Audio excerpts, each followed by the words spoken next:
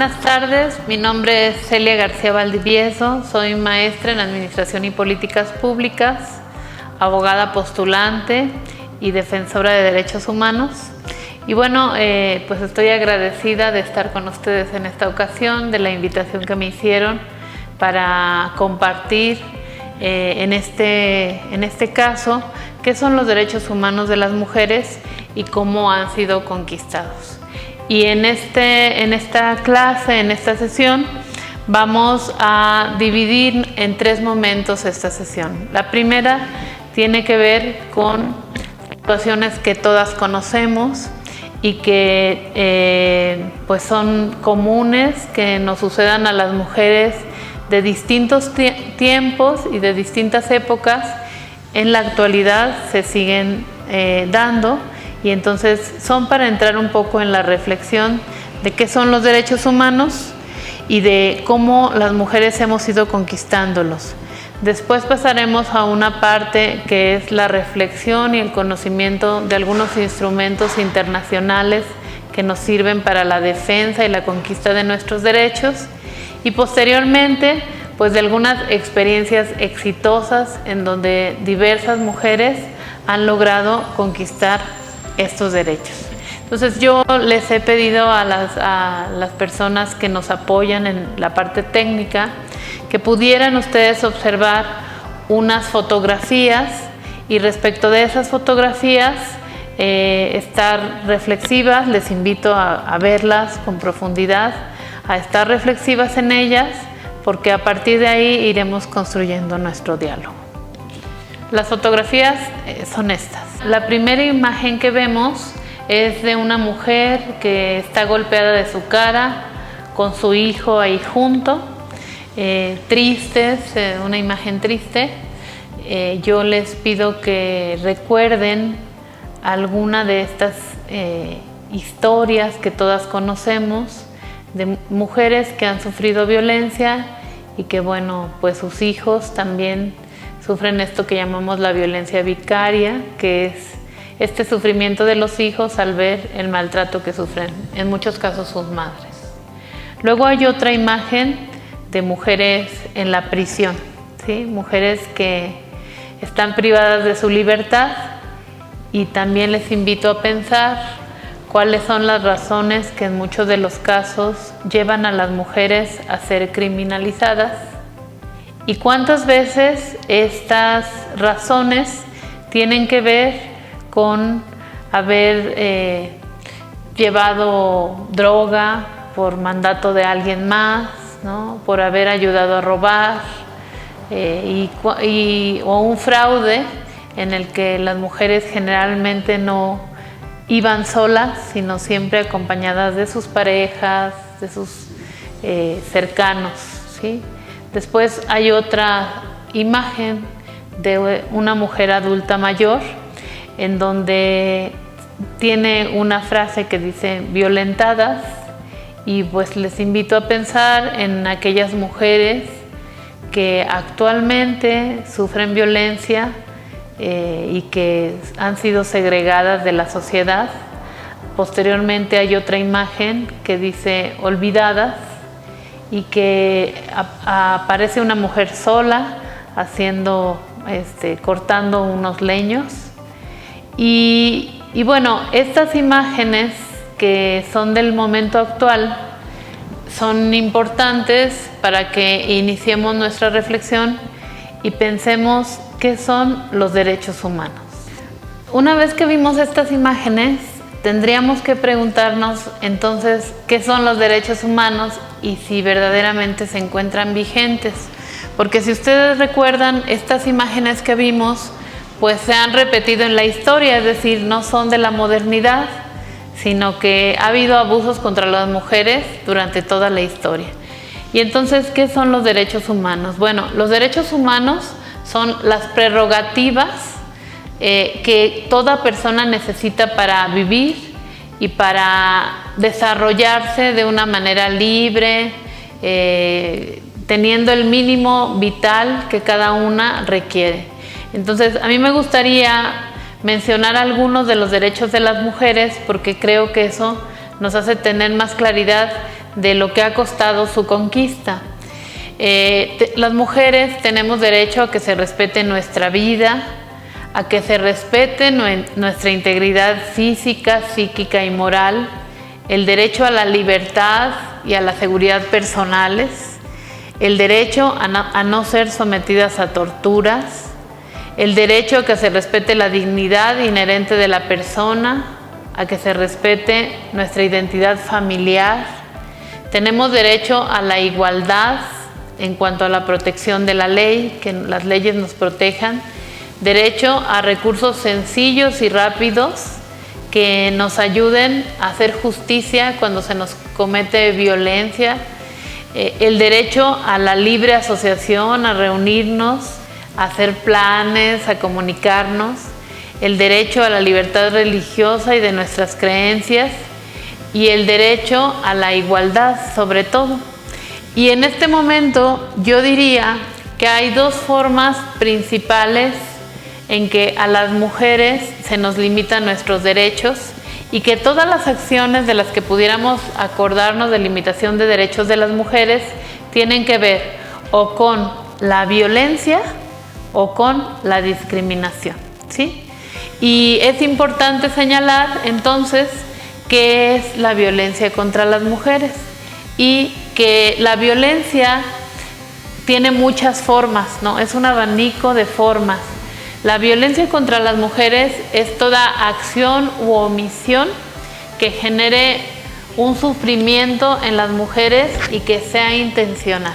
Así se ha definido en las leyes y en la teoría de género.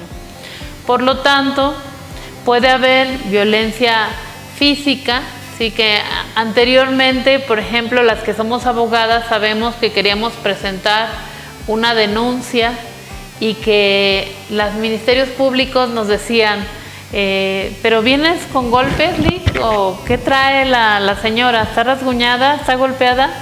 Porque si no era así, decían, no, pues es que no va a pasar nada, Lick, ¿no? Porque no se reconocían otros tipos de violencia que no fueran la violencia física.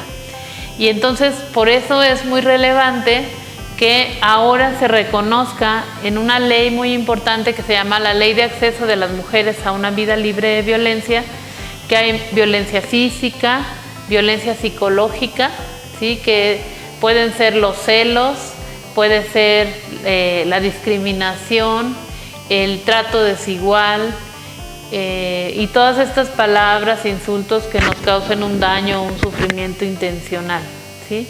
También la violencia patrimonial, que tiene que ver con los bienes, la violencia los bienes que poseemos, la violencia económica, por ejemplo, que vayamos un hombre y una mujer a trabajar y que al hombre le paguen mejor por el mismo trabajo, ¿no? O por ejemplo, cuando batallamos con el tema de los alimentos, pensiones alimenticias para sostener a nuestras familias, bueno, es violencia económica, ¿sí? La violencia patrimonial se diferencia porque tiene que ver con el patrimonio, ¿sí? Por ejemplo, hay lugares, zonas indígenas, en donde solo los hijos varones pueden heredar, las mujeres no. Entonces, esto pues genera desigualdad, por supuesto. Entonces, esa es una violencia patrimonial. También es una violencia patrimonial cuando, por ejemplo, pues te rompen cosas que para ti son muy valiosas. A lo mejor alguien dice, ay, pues ¿cuánto puede valer ese vestido o ese osito de peluche que te rompió tu esposo? No es el valor económico, ¿sí? Sino es el valor que para ti tiene tu patrimonio. Entonces, es la violencia patrimonial.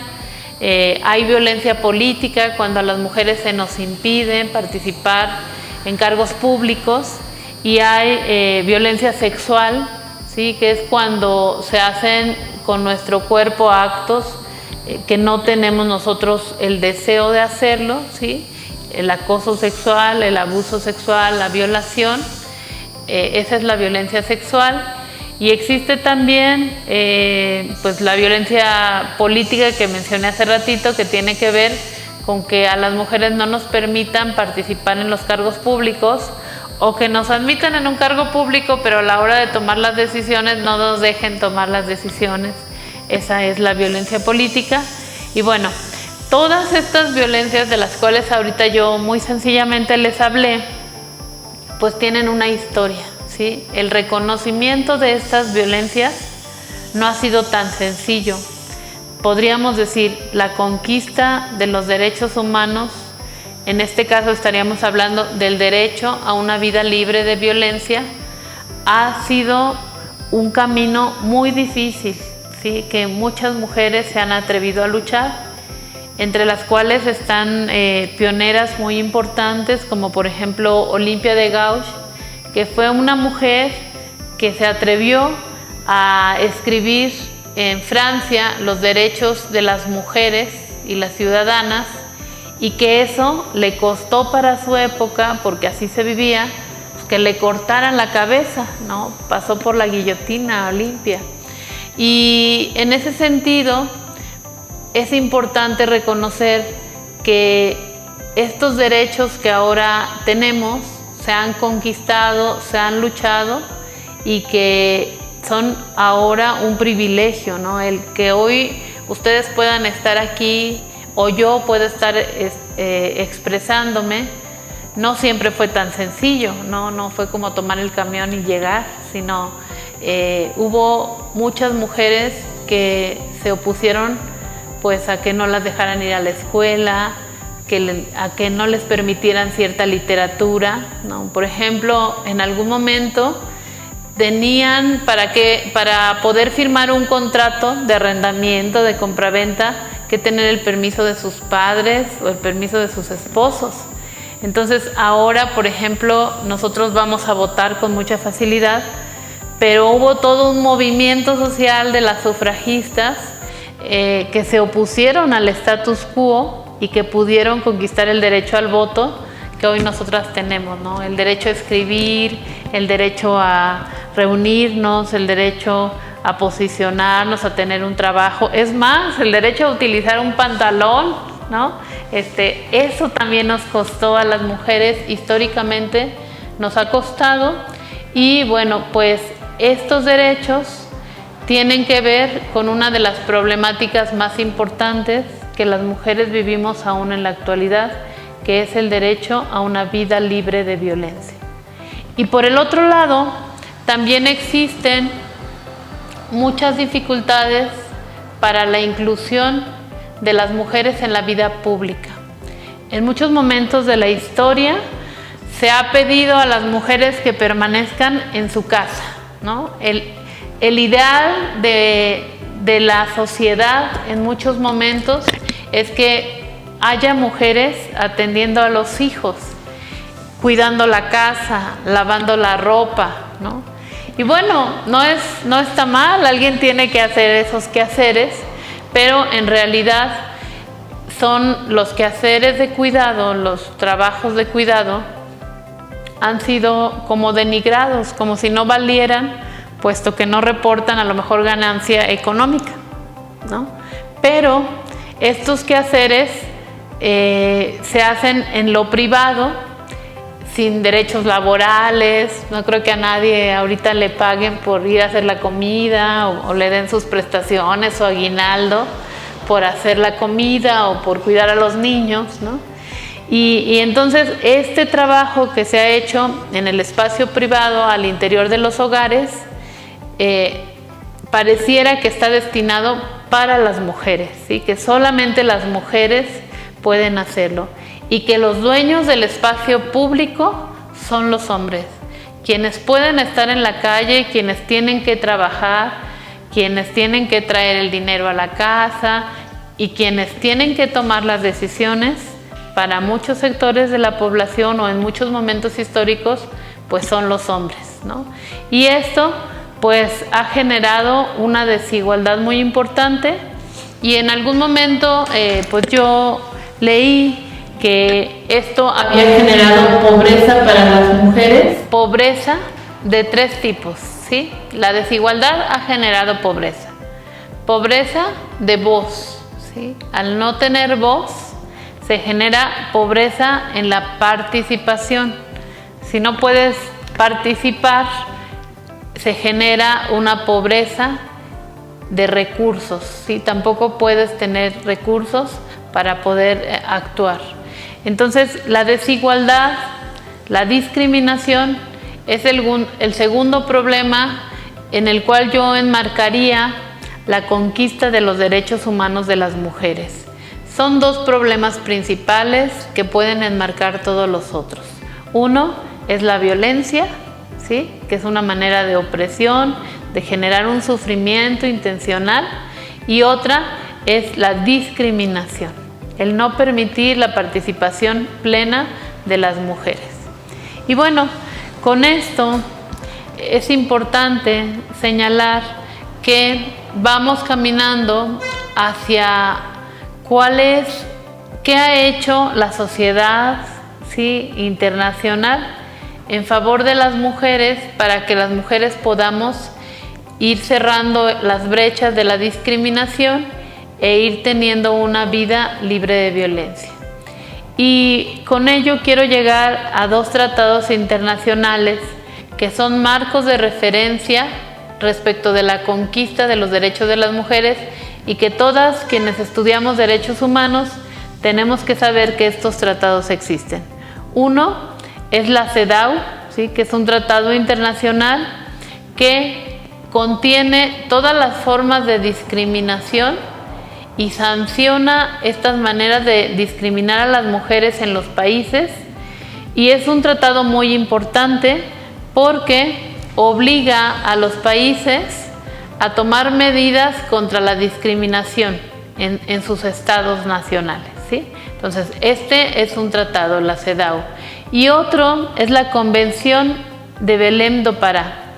Esta convención importante que se firmó en Brasil y que por primera vez en Latinoamérica señala cuáles son los tipos de violencia, reconoce que no solamente existe la violencia física, y ampara este derecho a una vida libre de violencia, pero en relación a los países, es decir, obliga a los países a construir políticas públicas, leyes, acciones, discursos que estén en contra de la violencia. Entonces, cuando nosotros vemos que el presidente de la República o un senador, un gobernador, un diputado, es decir, una autoridad, habla de acciones que tienen que ver con la igualdad o que tienen que ver con el derecho de las mujeres a una vida libre de violencia, no supongamos que lo hacen porque son personas de buen corazón, que buscan ayudar a las mujeres. En realidad están dando cumplimiento a dos tratados internacionales que nos obligan como país, ¿sí? Entonces, ese es un tema relevante para la conquista de los derechos de las mujeres. Y bueno, aquí también quiero hacer otro parteaguas, porque nosotros tenemos en México una constitución que esta constitución se reformó en el 2011, hubo una gran reforma de leyes, y en esa constitución se señala que ahora ya no vamos a tener algo que se llamaban garantías individuales, sino más bien derechos humanos, ¿sí? Y a raíz de ahí se tutela en el artículo 1 constitucional los derechos humanos de las mujeres y de todas las personas. El 10 de junio del 2011 se hace esta modificación, y me parece muy relevante que ustedes conozcan el contenido del artículo 1 constitucional, que dice que en los Estados Unidos mexicanos todas las personas gozarán de los derechos humanos reconocidos por esa Constitución. Una característica de los derechos humanos es que los derechos humanos no nos los da el Estado, ¿sí? Nos los reconoce. Todas aquí nacemos con derechos humanos, todas tenemos los mismos derechos por ser personas, pero el Estado es quien nos los reconoce y quien no nos los puede restringir por ningún motivo. Ahora, en este mismo artículo constitucional dice que todas las personas en el ámbito de sus competencias están obligadas a proteger nuestros derechos. Por eso resulta muy importante pues que conozcamos cuáles son las facultades de las autoridades y cómo esas autoridades nos tienen que proteger. Y de esa misma manera, este artículo constitucional dice que queda prohibida toda discriminación motivada por el origen étnico o nacional, por el género, ¿sí? Porque es muy importante señalar que ha habido discriminación por género. Entonces queda prohibida la discriminación por género, por edad, por discapacidades, por condición social, por salud, por religión, por las opiniones que cada una de nosotras tengamos, nuestras preferencias sexuales, nuestro estado civil o cualquier otra que atente contra la dignidad y tenga por objeto anular o menoscabar los derechos y las libertades de las personas. Y ahí me centraría yo un momento en esta parte de la Constitución Política Federal, porque es la ley más importante que nosotros tenemos, ¿sí? La Constitución. Sobre la Constitución o junto con la Constitución solamente están los tratados internacionales, y ya mencioné 2 tratados que refieren también pues que todas las personas somos iguales y que no se nos debe de discriminar, porque como dice la CEDAW, la discriminación es al final otra forma de violencia. Y entonces en este artículo primero constitucional se señala pues que todas y todos tenemos los mismos derechos, pero es importante distinguir que no siempre en la vida real se respetan estos derechos, y es por esto que surgimos las defensoras de derechos humanos, ¿sí? Porque el primer defensor de derechos humanos pues tendría que ser el Estado que nos protege, ¿sí? Pero cuando el Estado no funciona, pues tiene que haber personas que le exijan al Estado que cumpla con sus obligaciones, esas obligaciones que están en la Belén do Pará, en la CEDAW y que están en la Constitución, y que a veces no son cumplidas, como en las fotografías que vimos al inicio de esta sesión. Bueno, en el año 2019 me tocó participar en una investigación que tiene que ver con esto que estamos hablando, que son los derechos de las mujeres, específicamente el derecho a una vida libre de violencia. Pero la pregunta de investigación era: ¿qué tanto se ejerce este derecho en San Luis Potosí y cómo lo están viviendo las mujeres potosinas? Y entonces me gustaría presentarles algunos de estos resultados de la investigación que hicimos. Es una investigación que no hice yo sola, más bien la hizo el Colegio de San Luis, el Laboratorio de Investigación Género e Interculturalidad de Derechos Humanos, que está dirigido por la doctora Oresta López, y el Colegio de San Luis, dentro de un grupo de investigadoras en el que yo estaba, estuvimos investigando cómo viven el derecho de las mujeres a una vida libre de violencia, las mujeres potosinas. Y bueno, dentro de los porcentajes, pues ustedes van a ver que son de alguna manera alarmantes. Hay unas gráficas que a continuación les voy a presentar y les voy narrando algunas cosas destacables de las mismas. La primera gráfica tiene que ver con la pregunta de cuántas de las encuestadas han vivido alguna vez en su vida algún tipo de violencia, porque ya dijimos que la violencia no solamente es física, sino que hay otros tipos de violencia. Entonces, de los tipos de violencia, ¿qué porcentaje de mujeres han vivido por lo menos una vez en su vida alguno de estos tipos de violencia? Y bueno, pues el porcentaje es del 96%, ¿sí? Es decir, de 10 mujeres, 9 han vivido un tipo de violencia. El promedio estatal es este 96%, y para que ustedes pues se admiren, les voy a compartir que los municipios en donde más mujeres reportaron haber vivido algún tipo de violencia fue Ciudad Valles, Matehuala, San Luis Potosí, Soledad de Graciano Sánchez, Tamazunchale y Tamuín. Esos son los municipios en los que se ha sufrido mayor mayor cantidad de casos de mujeres violentadas.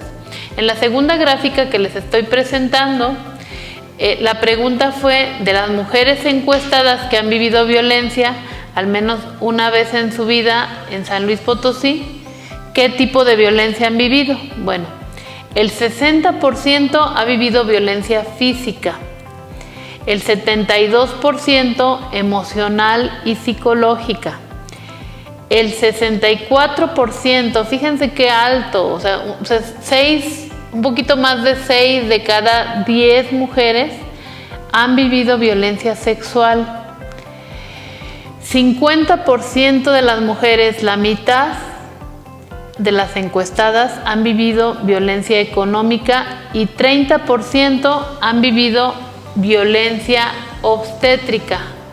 Esta pregunta se les hizo solamente a las mujeres que han tenido partos, es decir, ¿cuántas de las mujeres que han tenido un parto han vivido violencia obstétrica? Son el 30% de las mujeres. Ahora, dentro de la pregunta, ¿quién fue quien agredió a las mujeres? ¿De qué persona han tenido esta violencia?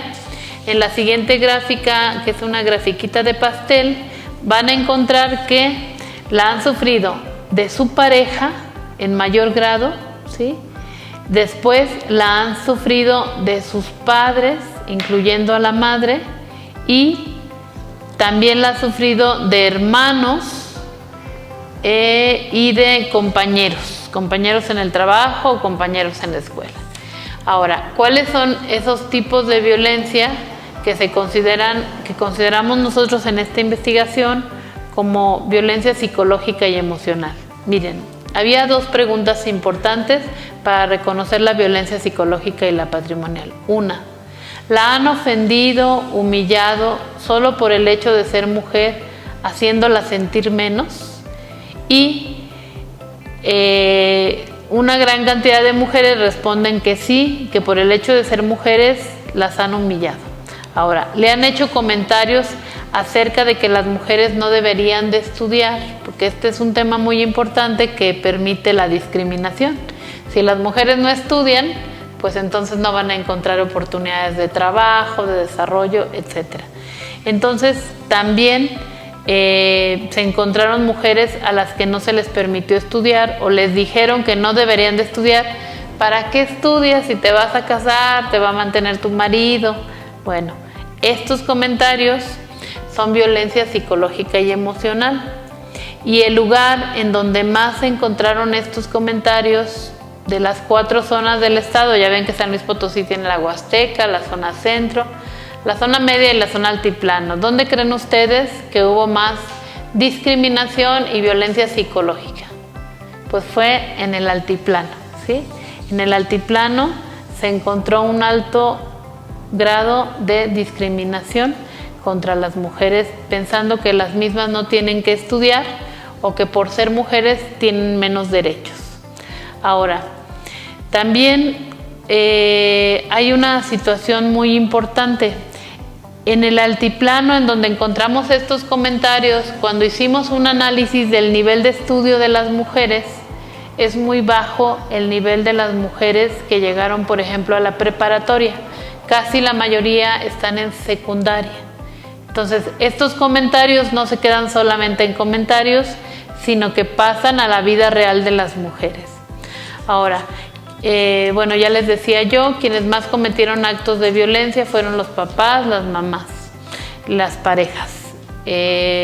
También otra cosa importante es que se les preguntó a las mujeres si han pedido ayuda en los momentos en que han sufrido estas violencias. Bueno, miren, el 68.8%, o sea, casi 7 de cada 10 mujeres, no han pedido ayuda cuando han sufrido algún tipo de violencia. ¿Por qué? Porque se normaliza, porque pues es normal, si no tenía un empujoncillo, me jaló, pero no lo hizo con mala intención, no había comido, pues cómo, ¿no? Entonces, estos comentarios normalizan la violencia y por eso muchas mujeres no han pedido ayuda. Y otro factor que señala esta investigación es que no han pedido ayuda porque les da miedo a recibir agresiones más fuertes. Y otra cuestión que tiene que ver con esto es porque no creen en las autoridades, ¿sí? Estos son los 3 factores por los que las mujeres no pidieron ayuda a ninguna institución o a ninguna persona. Ahora, en cuanto a las mujeres potosinas y el acceso a la justicia, que es la siguiente gráfica, es importante decir que las propias mujeres señalaron que no piden ayuda porque se trata de algo sin importancia, por miedo, porque no le iban a creer o le culparían, porque no sabía dónde pedir la ayuda y faltan conocimientos, o fíjense, un factor muy importante es por sus hijos, ¿sí? No quisieron acusar en muchos de los casos a sus parejas porque eso iba a tener repercusiones con los hijos, ¿sí? Bueno, y la última gráfica que les quiero compartir es que hay un municipio que me sorprende mucho, que es el municipio de Villa de Arista, y ahí las mujeres señalan que no viven actos de violencia, ¿no? Que se vive muy en paz. Entonces me llamó la atención que fue el municipio que tuvo el grado más bajo de violencia y que pues está por debajo del promedio estatal. Villa de Arista, deberíamos de estudiarlo más y saber qué es lo que ahí sucede, si en realidad no sufren actos de violencia o ni siquiera los reconocen y no los denuncian, ¿no? Entonces, bueno, al seguir hablando de los derechos de las mujeres, bueno, de los derechos humanos, hablamos luego de los derechos de las mujeres y dijimos que hay 2 que son vulnerados continuamente: el derecho a la igualdad, que es vulnerado por la discriminación, y el derecho de las mujeres a una vida libre de violencia, que es vulnerado por muchos tipos de violencias. Y ya vimos que estas situaciones pues son muy cotidianas, se dan en muchos momentos tanto de la historia como de la vida de las mujeres, cuando somos niñas, cuando somos jóvenes, cuando somos adultas y cuando somos de la tercera edad. Se están dando diversas violaciones en contra de las mujeres, que efectivamente en muchos casos también se dan en contra de los hombres, pero que en el caso de las mujeres están normalizadas, permitidas, la propia cultura las justifica, ¿sí? Las justifica. Y bueno, entonces hay que decir nuevamente que la violencia contra las mujeres es cualquier acción u omisión no accidental que perjudique a las mujeres basada en su género, que les cause daño psicológico, físico, patrimonial, económico, sexual y hasta la muerte, ¿sí? Es el caso de los feminicidios, que son estos privaciones de la vida de las mujeres violentas por el hecho de ser mujeres, ¿sí? Por el hecho de lo que significa para un hombre una mujer que no tiene valor, ¿sí? Y entonces ahí se da el contexto de los feminicidios. Las violencias contra las mujeres son la violencia contra los derechos reproductivos, la violencia física, la violencia económica, la violencia obstétrica, patrimonial, violencia política, violencia psicológica y la violencia sexual. Ya estuvimos hablando de algunas de ellas. Y también hablamos del marco jurídico internacional, en donde está la CEDAW y la Belén do Pará, y la Constitución Política en México. Y para concluir esta parte, que es el marco jurídico por el cual se conquistan derechos de las mujeres, tendríamos que completarlo con una ley muy importante, que es la Ley de Acceso de las Mujeres a una Vida Libre de Violencia. Y que hay una ley que es a nivel federal, la Ley General de Acceso y la Ley Local de San Luis Potosí. Y en estas 2 leyes me quiero detener porque estas 2 leyes se llaman acciones afirmativas. ¿Qué significa? Estas leyes parecen una injusticia porque estas leyes no defienden a los hombres, solamente defienden a las mujeres. Y entonces muchos hombres han dicho, y hasta mujeres, que son injustas estas leyes, ¿sí? Que porque no puede ser que solamente se defienda a las mujeres. Bueno, estas leyes son acciones afirmativas, que significa de adelanto de las mujeres y que en estas dos leyes solo se protege a las mujeres porque se reconoce que existe un atraso y una desigualdad en relación a la protección de los derechos de las mujeres. Y entonces estas leyes sí se han generado para adelantar a las mujeres, para protegerlas y para cuidarlas, y tienen medidas, por ejemplo, medidas de protección, tienen medidas de carácter civil. Por ejemplo, cuando ahora existe riesgo para una mujer, pues se puede solicitar una medida de protección en que saque al agresor de la casa en donde están viviendo ambos, aún y cuando la casa no sea de la mujer, ¿verdad? Entonces, esta es una medida de protección. Otra medida de protección, decirle al agresor que no se acerque a la mujer que está en la hipótesis normativa de la medida de protección.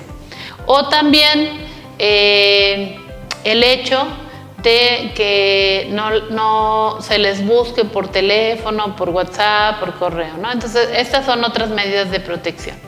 Efectivamente, solo son estas leyes, solo protegen a las mujeres y por eso se llaman medidas afirmativas, porque son medidas de adelanto contra sectores que por mucho tiempo han sido vulnerados. Históricamente tienen mayor vulneración. ¿Quién es más vulnerable? ¿Un niño o un adulto? Pues un niño, ¿verdad? ¿Quién es más vulnerable? ¿Un hombre o una mujer? Pues una mujer en la mayoría de las ocasiones. ¿Quién es más vulnerable? ¿Un patrón o un trabajador? Pues un trabajador. Claro, puede haber excepciones en estas reglas, pero en general es así. Entonces, esta ley de acceso de las mujeres a una vida libre de violencia atiende a la generalidad de los casos en donde son los hombres los que generan violencias contra las mujeres y les otorga medidas de protección. Bueno, y ya para ir concluyendo, tendríamos que decir que la ley de acceso a una vida libre de violencia fue promulgada en el 2007 y señala que las mujeres tienen derecho a ser tratadas con respeto a su integridad y sus derechos humanos, ejercer todos los derechos que ejercen todas las personas como ciudadanas que son. Esto parece como muy redundante, pero en un momento histórico las mujeres no éramos ciudadanas, ¿sí? Por ejemplo, las mujeres no podíamos votar, como se los mencioné hace tiempo, y entonces pues no entrábamos en la realización de políticas públicas ni en la toma de decisiones. Entonces, la ley de acceso garantiza que todas las mujeres podamos contar con protección inmediata y efectiva, que es lo de las órdenes de protección que les conté, recibir medidas de protección por el Estado, recibir reparación del daño cuando se haya ocasionado también por parte del Estado o de un agresor, recibir una información veraz y suficiente sobre los procedimientos que nos permitan acceder a la justicia, como recibir asesoría, representación jurídica gratuita, recibir información, atención y acompañamiento médico, jurídico, psicológico, y ser recibidas con sus hijas y con sus hijos en refugios. Esos refugios pues son un tema muy importante porque a muchas mujeres les han salvado la vida. Cabe señalar que en San Luis Potosí no tenemos refugios estatales, solamente existe un refugio que es de una organización civil que se llama Otra Oportunidad y pues imagínense, un estado que no tiene un refugio. Y bueno, cuando se trate de víctimas de trata de personas deben de recibir la atención integral en refugios especializados con sus hijas y hijos y no tienen que ser revictimizadas y tienen que ser protegidas por el Estado y bueno, tantas cosas. Ahora, es importante reconocer que todo esto que ya está en los instrumentos jurídicos, la Convención de Belén do Pará, la CEDAW, la Constitución, la Ley de Acceso de las Mujeres a una Vida Libre de Violencia, si bien son un gran logro de muchas mujeres que han luchado para que esto se escriba en una ley, aún falta que sean una realidad para todas las mujeres, ¿sí? Y esa es la lucha que ahora nos toca dar a algunas de nosotras, ¿sí? Para que esto no se quede en escrito, en papel, y pueda ser un instrumento real del derecho de las mujeres a una vida libre de violencia y del derecho a la inclusión plena de las mujeres en todos los ámbitos de la vida social.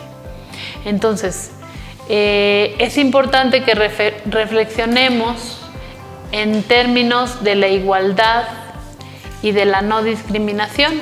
Y para reflexionar en este tema y ya ir cerrando, es importante decir que la discriminación es una conducta culturalmente fundada y socialmente extendida, ¿sí? Se fundamenta en nuestras creencias, en nuestros prejuicios, en el lenguaje, en los chistes, ¿sí? Es una conducta de desprecio contra una persona o un grupo de personas sobre la base de prejuicios o estigmas relacionados con una desventaja inmerecida y que tiene por efecto anular o limitar tanto sus derechos y libertades fundamentales como su acceso a las oportunidades socialmente relevantes en el contexto social. ¿Qué quiere decir esto? Pues esto quiere decir que hay grupos sociales que por prejuicios están excluidos de ciertos quehaceres, ¿no? Por ejemplo, en un trabajo en donde se necesita mucha secrecía, donde no se debe de filtrar información, si la persona que está contratando piensa que las mujeres son bien chismosas, ¿no? Que así se dice, no, pues las mujeres son bien chismosas, ¿se contratará a una persona, a una mujer? Pues no, mejor se va a contratar a un hombre, porque se tiene esa creencia de algunos, un prejuicio de que los hombres no son chismosos. Díganme ustedes si eso es cierto, ¿no? Entonces, ¿qué sucede?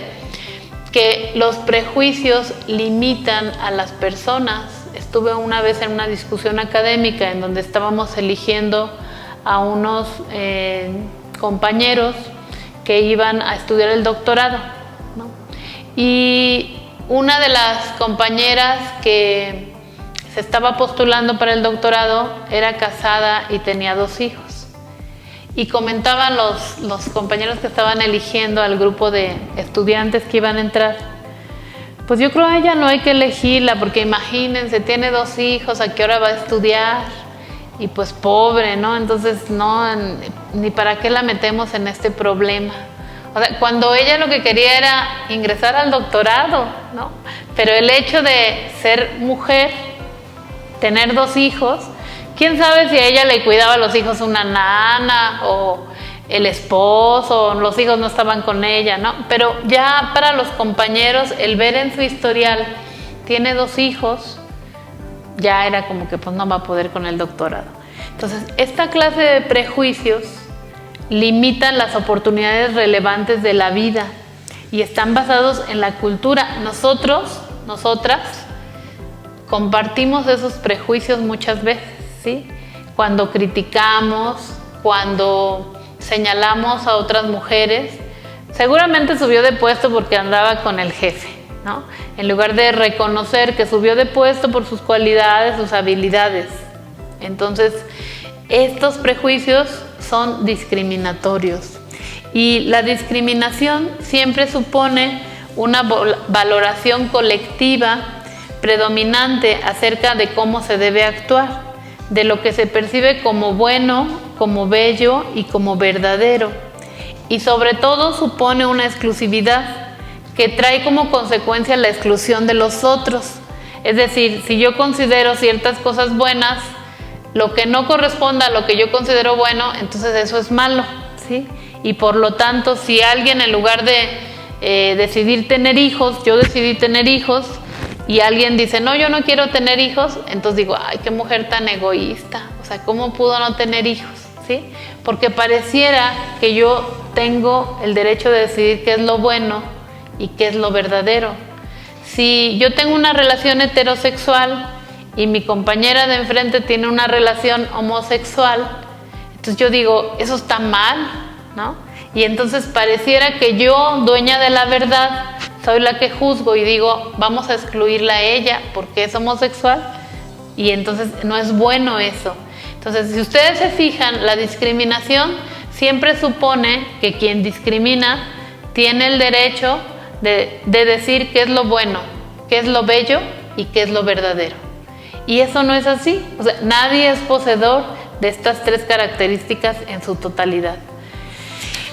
En la Constitución hablé al inicio de que el artículo 1 constitucional dice que queda prohibida toda discriminación motivada por el origen étnico o nacional, el género, la edad, la discapacidad, la condición social, la condición de salud, la religión, las preferencias sexuales, el estado civil o cualquier otra que atente contra la dignidad humana y tenga por objeto anular o menoscabar los derechos y las libertades de las personas.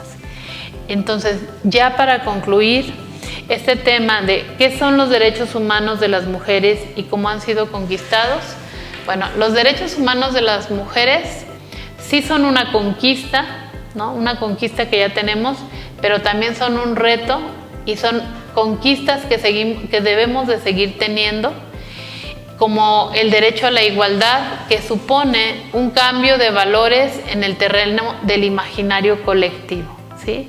Que se cambien los valores, que se vayan modificando poco a poco. Dicen los que estudian política pública que para un cambio de valores o cultural se necesitan 30 años, entonces imagínense cuántos años nos quedan de trabajo y de lucha para conquistar nuevos criterios, para juzgar lo que está bien, lo que es bello, lo que es verdadero.